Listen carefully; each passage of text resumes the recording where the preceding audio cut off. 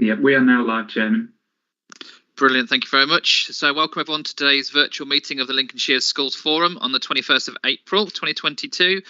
My name is Gavin Booth and I am the chairman for this meeting. So before we begin, there are a few matters of procedure just to mention, as we always do. Today's proceedings are audio broadcast and recorded. If you're invited to speak, then please do unmute your microphone and switch on your video. All of the times, if you can remain muted with your video off, that just helps the continuity of the video stream. If at any point you want to raise an issue or ask a question, if you could type "speak" into the chat for me, and then we'll invite you in as we go down the list. If there are any unforeseen circumstances and you're required to leave the meeting, please do let us know in the chat as well that you are leaving the meeting so we can record that in the minutes.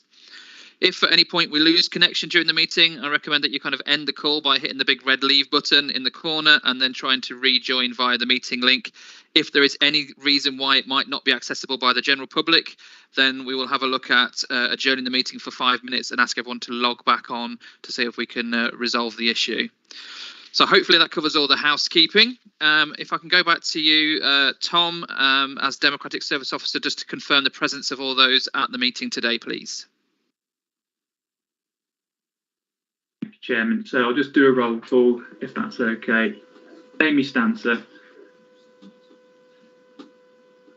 Here. Thank you. Keena Adkins.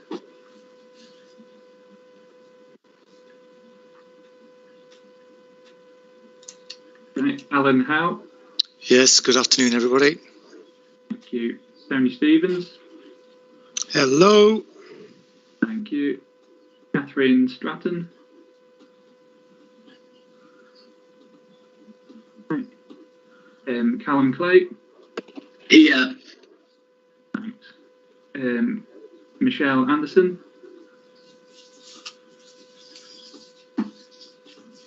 Okay, Rachel Barrett. I'm here. Joe Slesser. Good afternoon, everyone. Professor Ken Durans. Present, Tom. Thank you. Stephen Baragwana.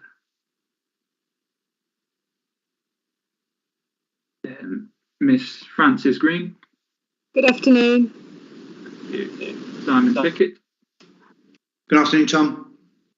Thank you. Katie Bradville. Hi, everyone. Thank you. Thanks. Simon Morley. Afternoon, everyone. Thank you. Josh Greaves. Hello. Thank you. Andy Watts. Okay. Julia Merivale. Okay, and Peter Tomlinson.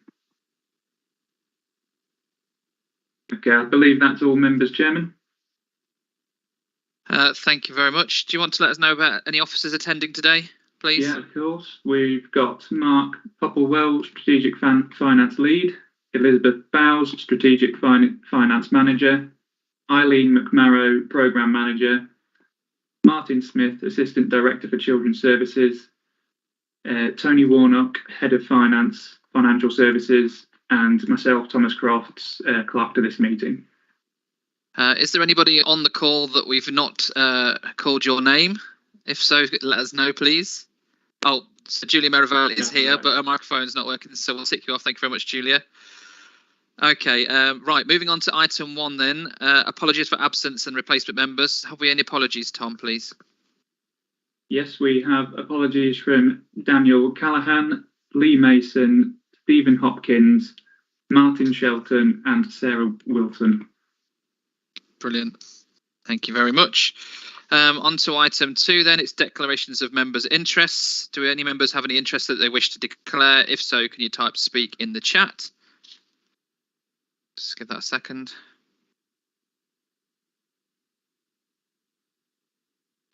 Joe Slesser, please. I'm not sure whether it's relevant or not, but I just wanted to declare that I'm a member of the Trust Board for CIT, which is mentioned through various schools through the SEND, the Specialist Provision report. Thanks, Joe. Always best to be cautious and mention it at the outset. Thank you very much. Right, moving on then to item 3, which is the minutes of the Lincolnshire Schools Forum meeting held on the 20th of January 2021. I'd like to propose them as a correct record. Can somebody please indicate in the chat if they're happy to second?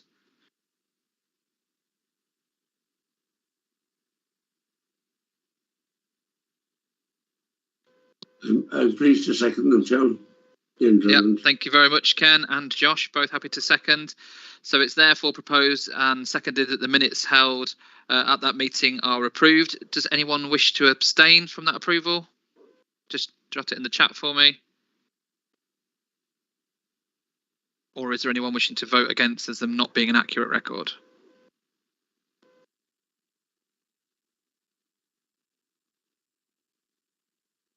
Right, I think we're okay on that one. Right, thank you very much. Moving on to agenda item number 4, which is Chairman's announcements. Forgive me while I read this out. So just to make members aware, the previously scheduled items for schools broadband arrangements and the Academies Trust update are not on the agenda for today's meeting due to the following reasons. There have been no changes to the position from the previous meeting regarding the Academies and Trust update that we usually get, so the position is exactly the same as of the last meeting. And concerning the school's broadband arrangements, the council took the decision to continue to use the EMPSN managed network and undertook a process of procuring a new contract for managed connectivity services. That tender is now closed and submissions are currently being evaluated. This will enable schools to maintain continuity of service through a direct relationship with EMPSN from November 2022. However, we will receive updates of that once all that evaluation has been through. So we will get communication of that, as will schools in the due course. I don't know if Mark Popoli wants to just add anything to that following our conversation earlier, just to make people aware. Chair, no, I think you've covered everything. Obviously, it was planned looking for the June meeting, but if information comes to light that is relevant to share to forum members, we will look to do that, just to keep you an update. And as you know, it's about trying to create that economies of scale to ensure those schools, as they receive that continuity, but also good value. So that's the whole purpose of this tender evaluation. And the report that we presented, I think it was this time last year, that provides some of that background information. So if you want to go back to that, that will give you that useful insight into that direction of travel. Thank you. My understanding, Mark, is that as soon as you hear something and decisions are made and costs are available, they'll go out to schools ASAP, and forum members will be made aware of that as well. That's correct, yes. So the pricing is very critical for the schools in terms of their decision making. So we are very keen to get that information out once it becomes available. Yeah, that's right. Yeah. So if any members are spoken to or anything raised with members around broadband, it is on its way. People will get an update on that shortly. Simon, I note that you've got a question. Do you want to come on and... Yeah, I'd just like to raise the concern that schools are facing, that with 6 months lead times on making provisions for broadband and alternative providers, the fact that EMPSN are unable to tender at this point because we don't have values is causing us some concern. Thank you. Yeah, thank you very much. We'll note that, and I'm sure Mark will take that one back as well. And just finally, from kind of chairman's announcements, there are further elections for seats on this forum to be held later in the year. We're still carrying a number of vacancies, so as always, please do reach out to your networks and colleagues and try to encourage them to fill those seats when those elections come round. Right, moving on then to item 5, which is the Building Communities of Special Provision update. This is an addendum to the original pack, so I'd like to invite Eileen McMorrow, Programme Manager, to present. We're asked to kind of note the contents, but also there are recommendations at the end of this that we review and comment on the progress made in Year 3. So it'd be great to get some feedback for Eileen on our thoughts about Year 3 and agree to receive a further update in Year 4 in April 2023. So over to you, Eileen. Thank you. Thank you very much, Mr. Chair, and thank you very much to all the members for providing me the opportunity to come and update you on Year 3. It only seems 5 minutes since I was last here. So thank you very much. So the report you've received covers the progress made both within the capital programme and with the wraparound education support systems that are being developed and implemented to support the Building Communities of Specialist Provision strategy. Starting with the progress made with the capital programme, the key milestones met in the reporting period, as you can see from the paper. And some of you may have had a closer inspection of some of these than others. The Boston Endeavour Academy opened to pupils on the 6th of September 2021 as the first purpose-built all-needs special school in Lincolnshire, replacing the former John Fielding School. Completion of the new build block and remodelled existing buildings at Willoughby Academy opened to pupils on the 6th of September 2021, resulting in pupil place increase to 129 at this stage. Phased increase with due to increase to 148. Completion of the new build block at the Earsby School to ensure that a wider range of needs can be met. Remodelling to the existing premises is still ongoing. We've had some minor delays due to fire doors. I'll go on to the supply challenges as we get through the paper, but that's due to complete May 2022. Opening of the self-delivery new build blocks both at the Ambergate Sports College and at the Garth School. Construction work has commenced both at Louth St Bernard's, Spalding Priory School and the Lincoln St Christopher's primary site. Design has been completed for the Lincoln St Christopher's secondary site and enabling works have commenced there.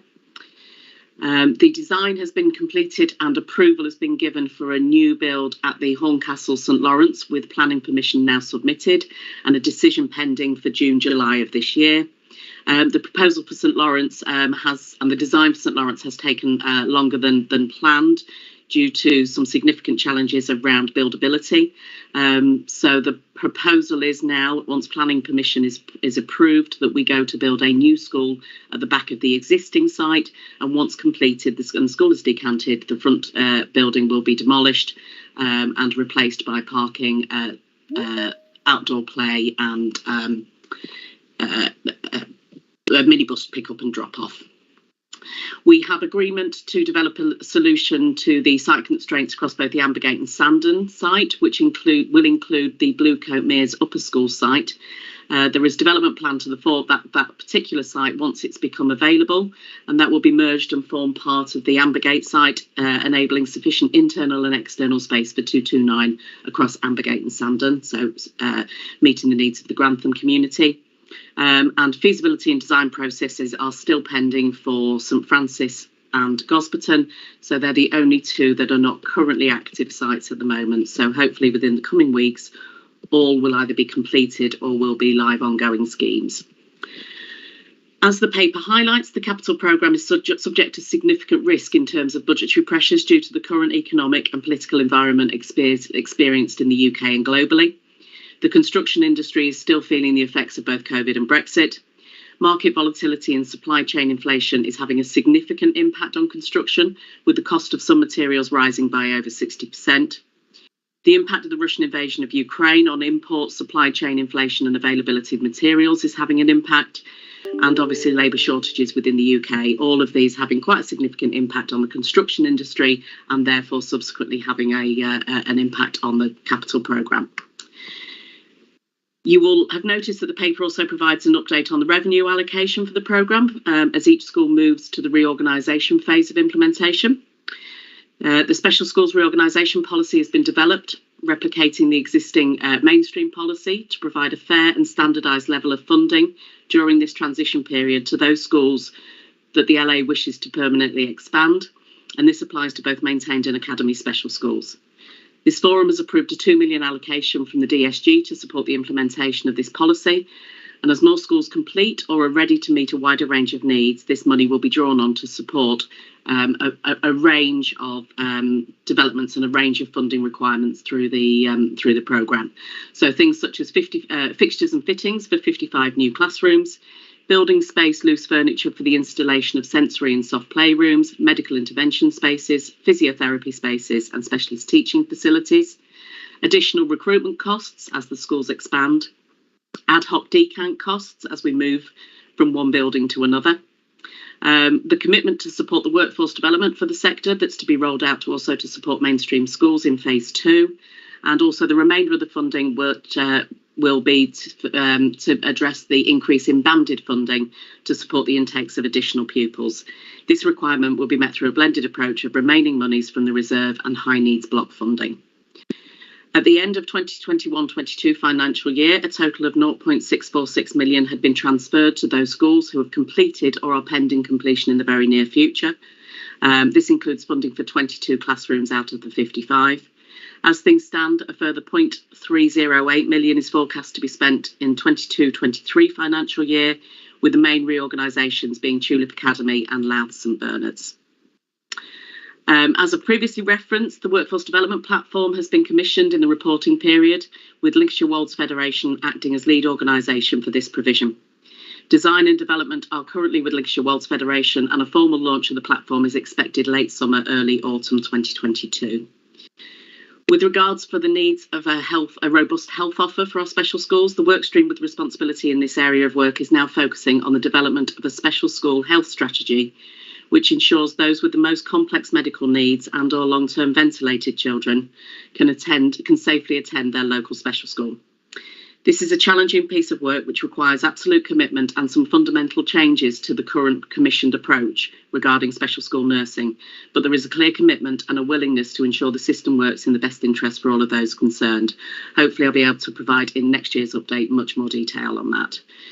Specialist community-led panels were launched in the summer of 2021 in the Boston and South Holland locality and have subsequently been phased in across all other localities. Attendance at these panels is good, with representation from Health and Social Care Services, along with Education, the local authority and Lincolnshire Parent Care Forum at most meetings. The panels are chaired by special school head teachers and are proving effective in ensuring children and young people with SEND are placed in the right education setting for their needs. Each locality has a number of examples of children and young people with SEND whose current setting expressed an inability to meet need and were at risk of requiring independent, non-maintained special school placement, who, with the support of these professionals involved via the panels, have been able to remain in their existing setting. So despite the ongoing challenges which have impacted the implementation of this multifaceted and complex strategy, significant progress has been made across all aspects of the programme in the reporting period, which has culminated in the opening of the first 2 special school schemes in time and on budget. Ambitious programmes, particularly those which involve expansive capital schemes, are always accompanied by an element of inherent risk. I don't think any of us in the meeting could have predicted global pandemic followed by conflict within Europe. But this programme has established a sound governance structure to monitor and manage risk with effective early warning systems in place. The increase of over 500 special schools undeniably asserts financial pressure on the long-term sustainability of an already stretched high needs block. Children's Services strongly believe this capital infrastructure investment will not only achieve greater outcomes for Lincolnshire pupils, but will also be an important financial decision in managing the pressures within the high needs block by way of cost avoidance measures to reduce the requirement on expensive out-of-county specialist provision, which many local authorities in the country are overspending on. It's important for Lincolnshire to continue securing value for money within these demand-led budgets and within the finite funding resource we have available. So thank you for your time and happy to answer any questions. Thanks, Eileen. If you have a question or want to raise a question, can you please mention it in the chat for us? I'm assuming kind of because you've got your camera on that you would like to say something. I was just going to say that I think that the SCLP work that's been taking place, I've several referrals through myself, has had a real positive impact, really good, and I can sort of vouch for the programme, so that's really good. And just to say from a sector's perspective, we're very much enjoying the construction phase, but all is going very well. Great, thank you for that. Josh, please.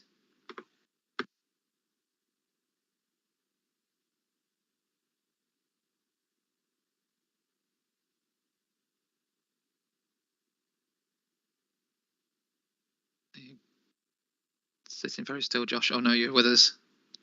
Sorry, can you hear me, Chair? Yeah, I can now. Yeah, go for it. Apologies. That was very strange at my end. Apologies. It was just. I think this is the source. This is a programme where the authority and the schools community can take a lot of pride. In. I think if we look across the nation and the crisis in the high needs block and sufficiency of places, I think officers here have been a good 3, if not 4 years ahead of the national curve. So I can't comment on the specifics, but just the foresight and the bravery to inject so much capital in a critical area need ahead of the nation is commendable. So I just wanted to share that comment.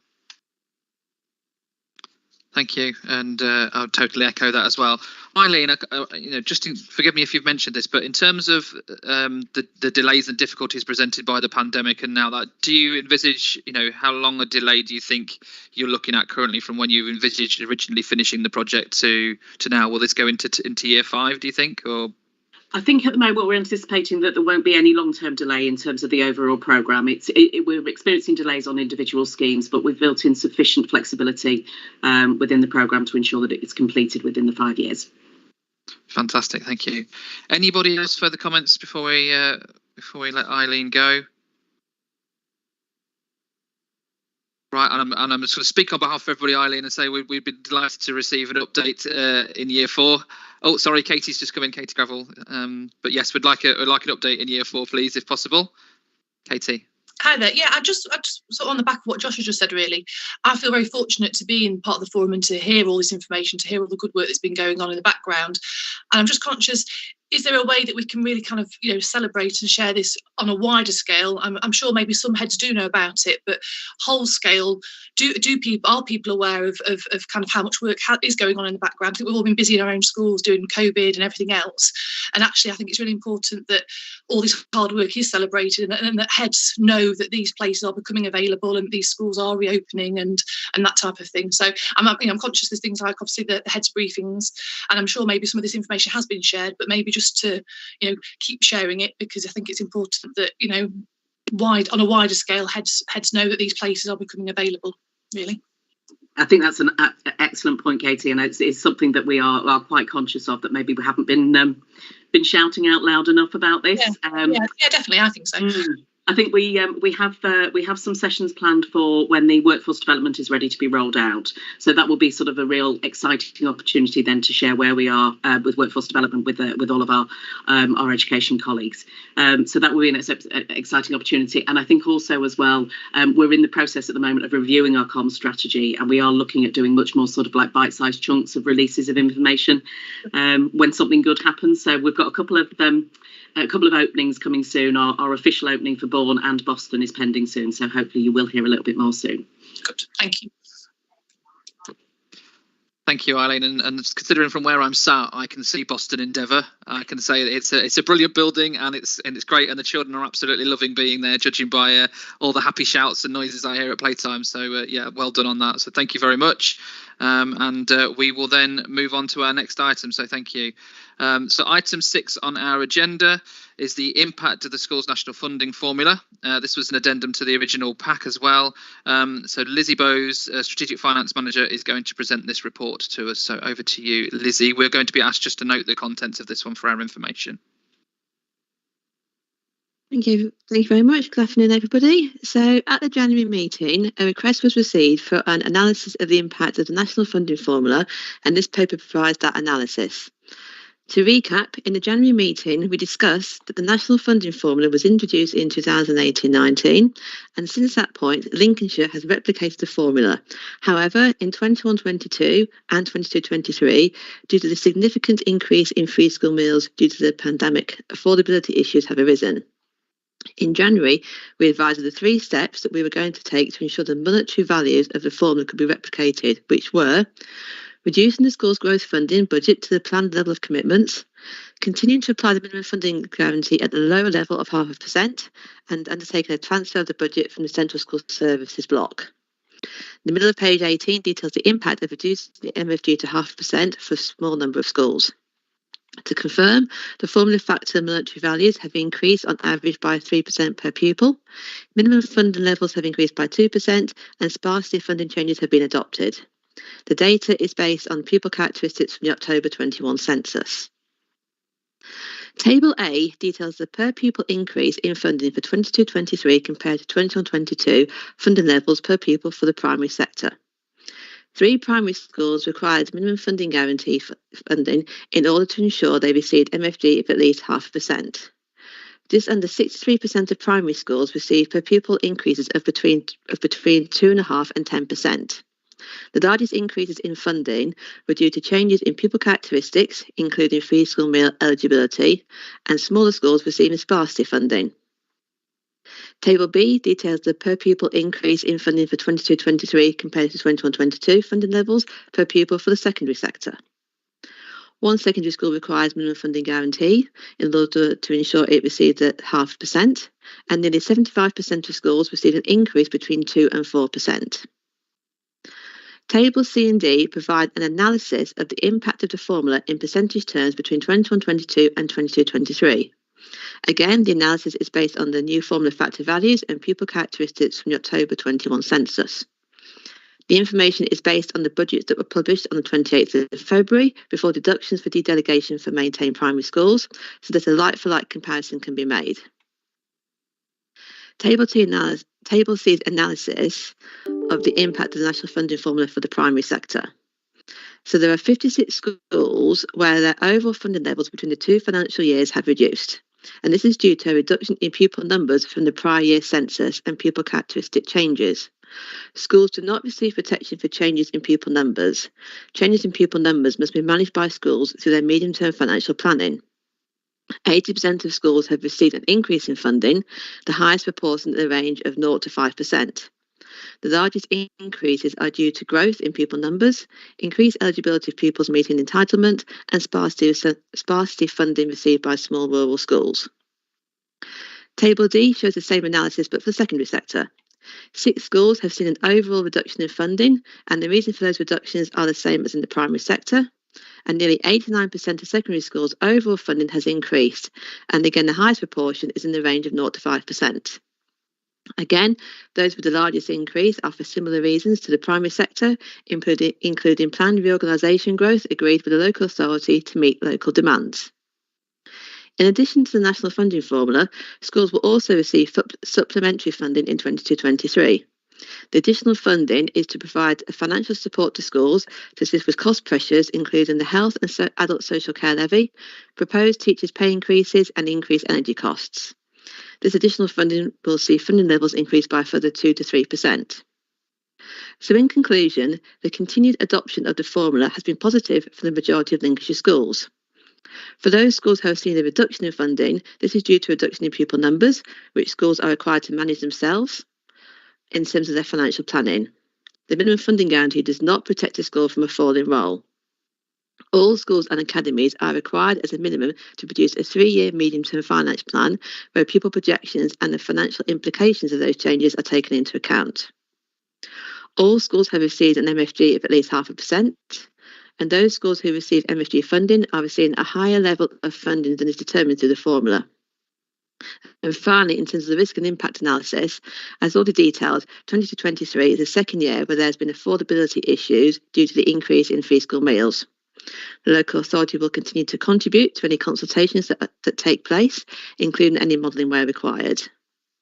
For maintained schools, the local authority's monitoring and intervention policy will support schools with their financial planning to ensure they remain financially sustainable, and academies are held accountable by the trustees.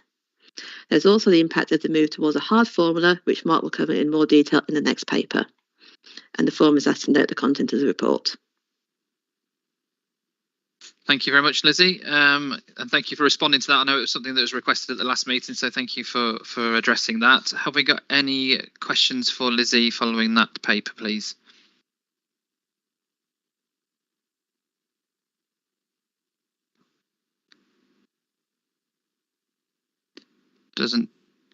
Sorry, go on. Sorry, I'm trying to do 3 things: turn my mic and my sound on and put my hand up. Multitasking. Hiya. I just wanted to know, I mean, obviously we've only just received our budgets from a special school perspective. Has there been any analysis yet to compare last year to this year in terms of any, difference for those special schools? I know that maintained special schools are finding themselves in a worse position than last year. No, there hasn't been yet, because at the last meeting, the request was specifically for the primary and secondary sector, which is why the paper kind of focuses on those areas at the moment. But that is something that we can look into to fully undertake that analysis. Yeah, and I know that Jeanette from St Francis and myself would be very keen to work with you on that. We are the only 2 maintained special schools, I believe, now, and so it may be different compared to academies, so it'd be useful to look at the comparisons between both. Yeah, is it okay if I come in? Yeah, go on then, Mark. Yeah, in terms of special schools, so as part of the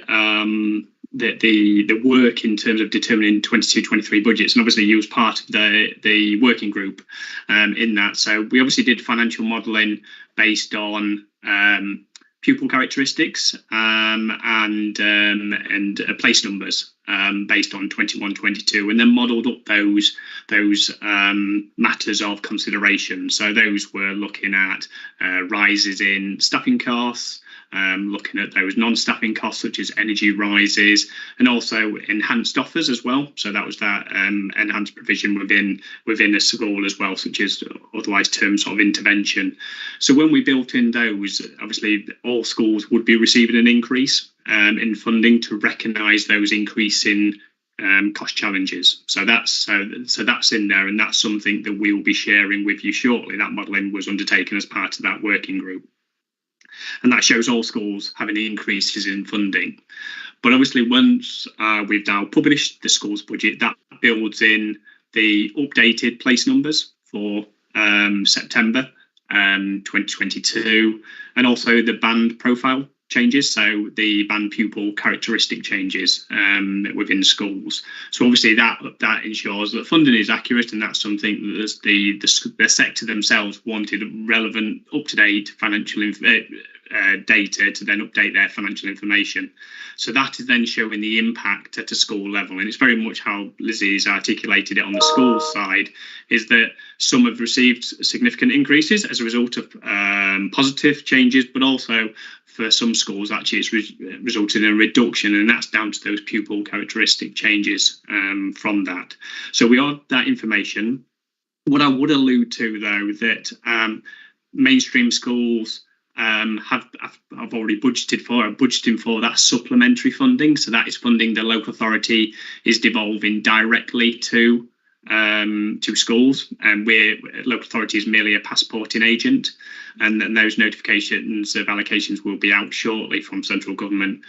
With regards to high needs and special schools, that money is within our high needs block, and that money hasn't been released out to schools. So in terms of special schools relating to the paid levy, increased energy costs and other things that you may be of concern about. So we will be engaging on a survey.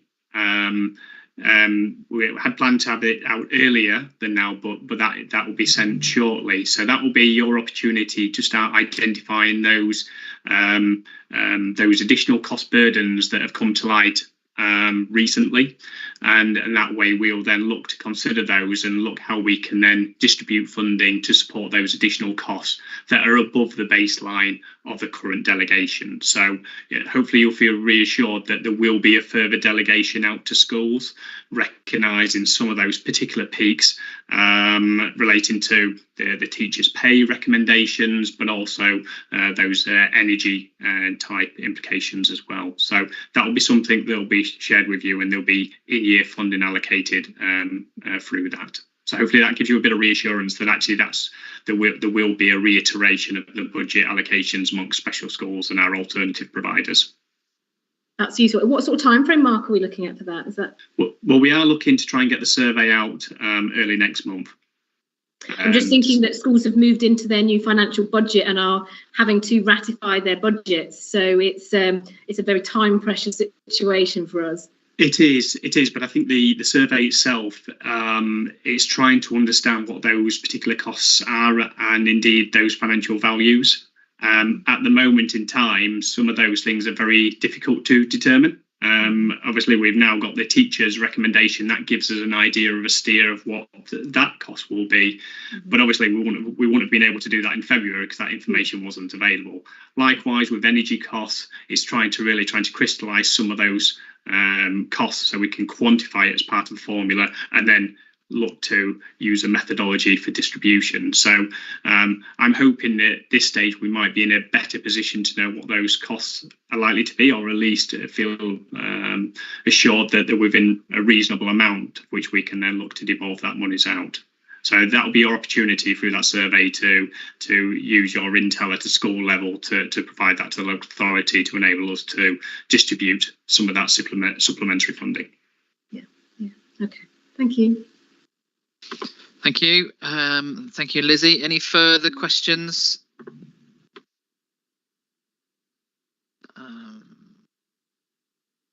I don't think so. I think Connor's hand is still up from last time.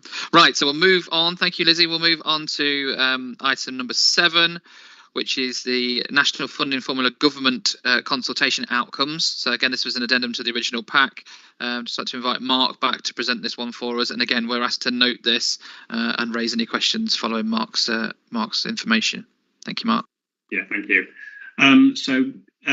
You'll be aware that the government conducted an initial consultation last summer on their plans to undertake further reforms on the national funding formula. In essence, what it was trying to do is trying to move local authorities, schools on mainstream schools onto a hard national funding formula.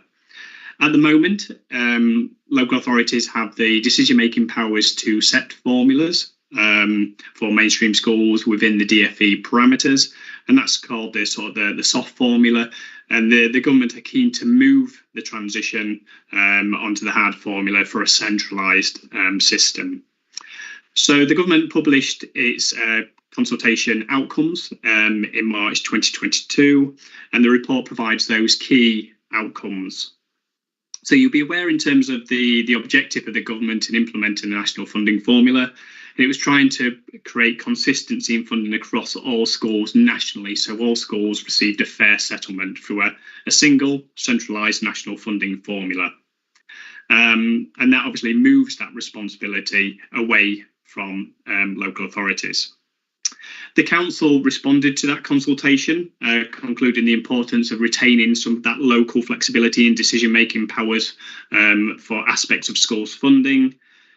We feel, the council feels, as does local authorities feel, that we're in a better place to respond to local needs and on a timely basis, working with the school sector and the Schools Forum.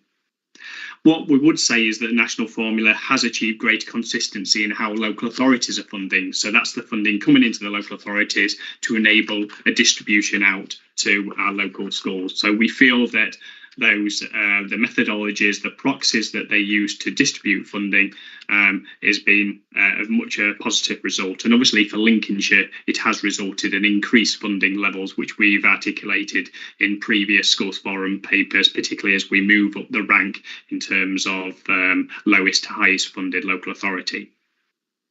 So Lizzie touched on the local authorities' decision to replicate the national funding formula, and we've replicated that since its introduction in 1819.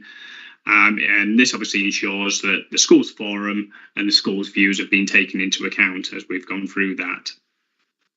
One of the key points to make from a council perspective is that as the government engage on moving to this national funding formula through this hard approach, is that schools and local authorities' views are considered as part of this, not only on the funding distribution, but also the quantum of funding, particularly at a time when schools are facing quite significant financial cost increases in its delivery. The national funding formula sophistication and refinement has not progressed as anticipated or in a timely manner during this period. So that is something to note. And areas of, that remain incomplete, such as your notional SEN, and also mechanisms for annual funding changes to respond to cost rises to help support schools in their financial planning and decision making. So there are areas that we consider that do need to improve before we move on to this national formula, hard national formula directed through central government. And also the point of ensuring a zero-based budget review is undertaken based on model schools to ensure the right level of funding is actually going into schools rather than what the current arrangements are a redistribution of historic monies, and then additional monies being added on top of that. But actually going back to the actual zero-based review and really understanding that the costs of a delivery of school will provide that satisfaction, that reassurance that actually what is going into schools is considered the right level to ensure the best outcomes for children and young people. So the government in its consultation response confirmed their intention to move towards the plans to introduce the hard national formula. Now they're terming it under direct national funding formula. And the government will be bringing forward legislation required to enable this to happen. You'll see there is a link to the document, the consultation document, and I'd encourage you to consider that. But through this paper, I'll draw out those key points. So the government will start the process of transitioning by bringing local authorities closer to that national funding formula in 23-24, and will consult on the implementation of those overall reforms later this year. So a series of questions were asked by the Department for Education through this consultation, and those key outcomes are as follows. So the move to the hard national formula, so they've confirmed their intention to move to that. However, there is no fixed date has been proposed, and that will all be determined based on how the transition takes place in these coming years. All national funding formula factors will be required to be included within local formulas, and that will be set out in those regulations. However, the minimum funding guarantee will remain in place to avoid disruptions for schools. So regarding their transitions, all local formula factors will be required to move at least 10% closer to the national funding formula monetary values, except where the LAs are actually mirroring the national formula, so within that 1%. So that is where they're looking to try and progressively move schools, move local authorities and the schools funding to that national funding formula level. They'll also be consulting on a new mechanism in place for block transfers. So that's typically those block transfers from the schools block to the high needs block. And those will be picked up as part of the further consultations and also considering the SEND reforms. So what does that mean for Lincolnshire? So Lincolnshire mainstream schools are currently funded on that national funding formula. Therefore, these plan changes don't have a direct impact on individual schools' budgets. However, what we would say is that in terms of the long-term picture, in terms of that removal of local decision-making and flexibility, that is something that does concern us, and it's making sure that we have a voice when a national funding formula is implemented and directed through that hard formula. So moving on to the next section of premises factors, the government will be consulting on a national centralised approach for some of those premises factors, such as split site and the private finance initiative.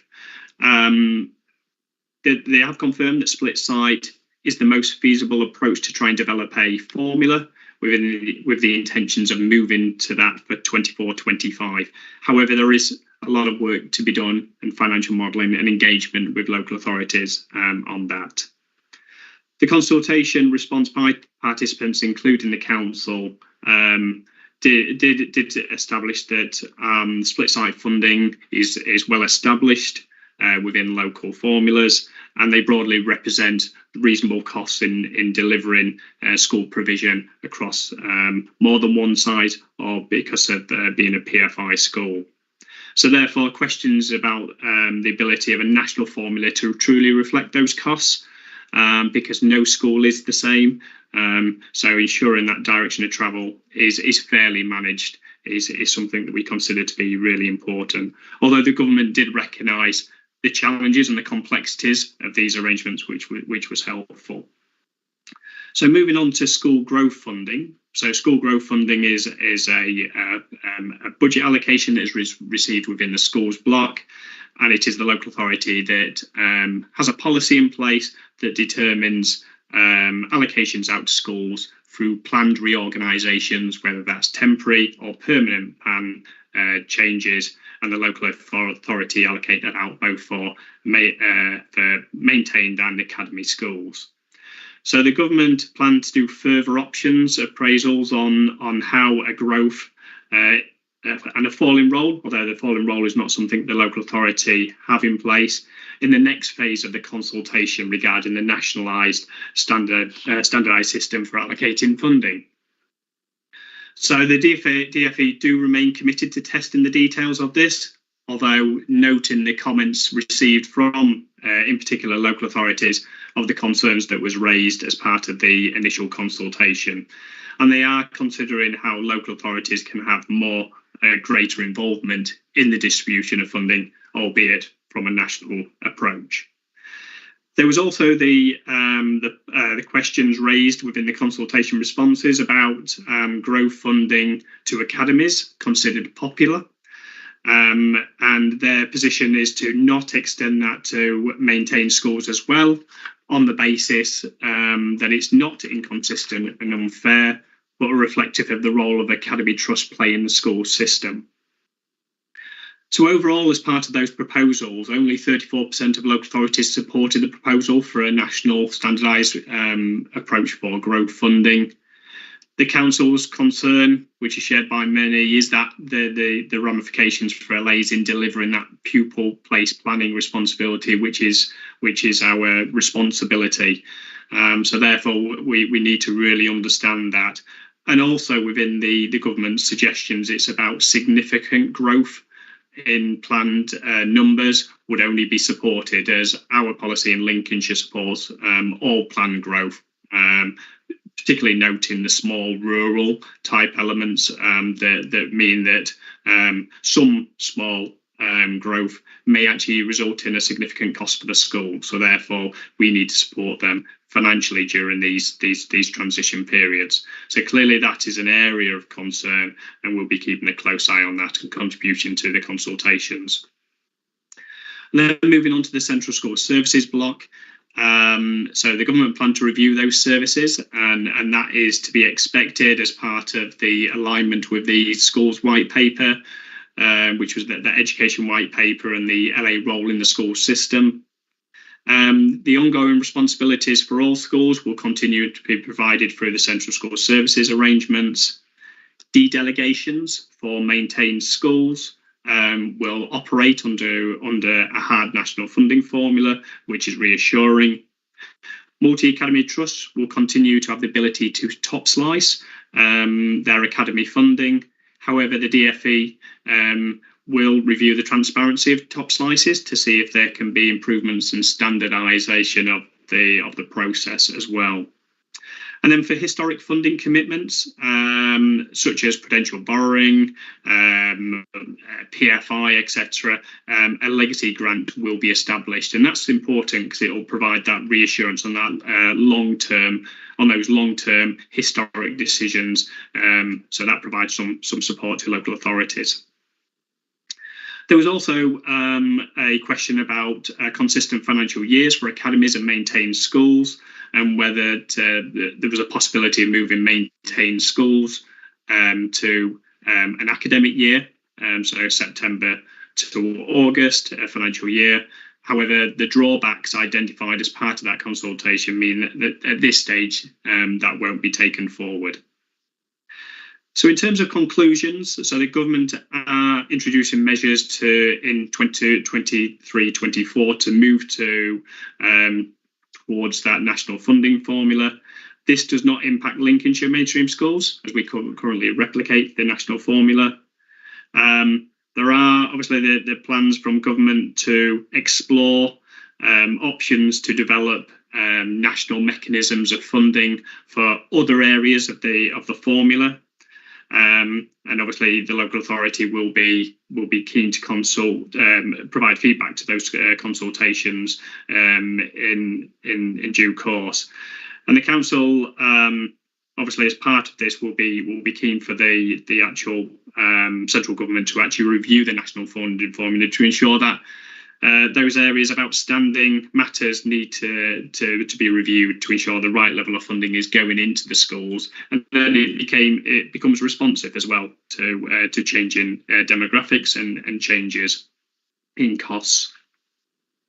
So overall, that is the direction. There will be further consultations that will be taking place. The local authority will look to engage in those and would encourage schools to also consider those and respond to those.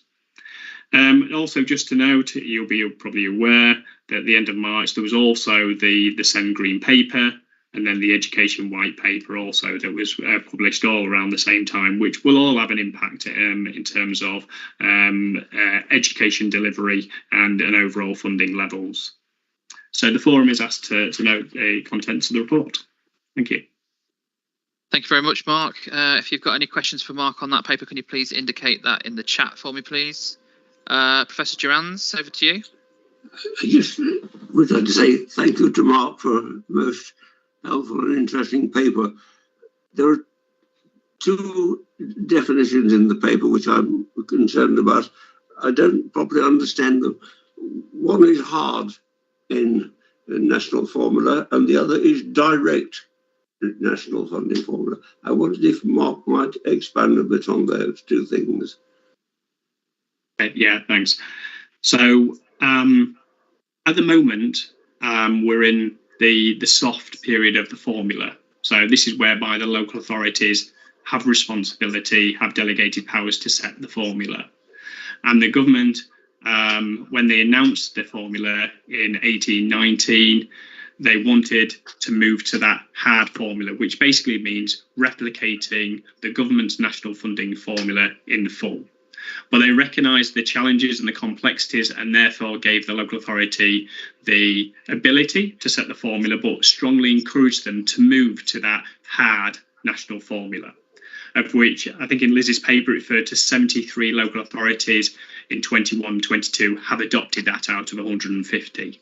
The government are now pushing to try and put more local authorities getting closer, aligned to that formula, and hence why they're sort of tightening some of those parameters and progressively moving them towards it.